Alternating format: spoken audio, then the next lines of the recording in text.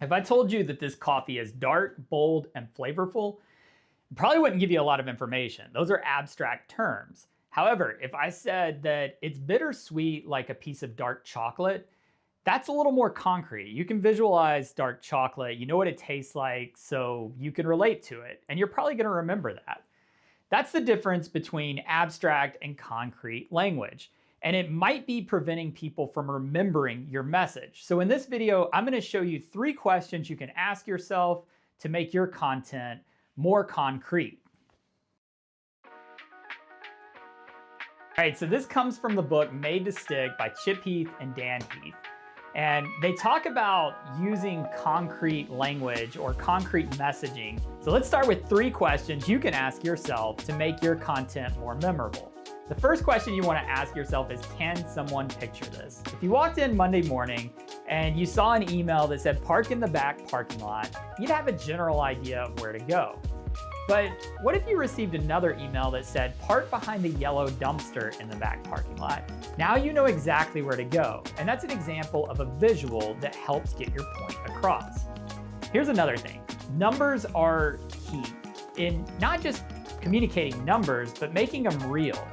If I were to say 70% of customers chose product A over product B, you'd get the general idea. But what if I said 7 out of 10 customers choose product A over product B? Now you get an image of 7 customers moving over to product A. So using real numbers will help you create visuals that will make your message more concrete. And another way is metaphors and analogies. This is one of my favorite things to do. If you were to say, we need to make sure we have the right priorities, or let's say we don't have the right priorities right now. Compare that message to something that says, it's like the house is on fire, but we're trying to change a light bulb. Okay, so now you visualize the priorities are not right. That's that first question. Ask yourself, can somebody visualize this? You ready for question 2?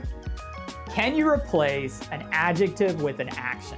All right, so don't get out your old English book. An adjective is a describing word. So let's say that you are wanting to be more efficient. Efficient is your adjective.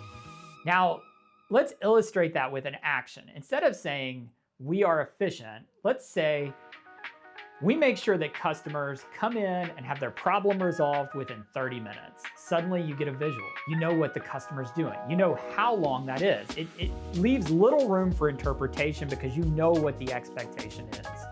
So again, can you replace an adjective with an action? If so, do it.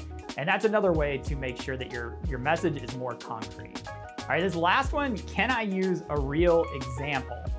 And this is really illustrated well by Trader Joe's, who uses their ideal customer or their average customer described as an unemployed college professor who drives a very used Volvo. Okay, so there's some contradictions in that verbiage, but you get the idea. You know what their average customer is like. They're using real examples so that you can visualize the customer.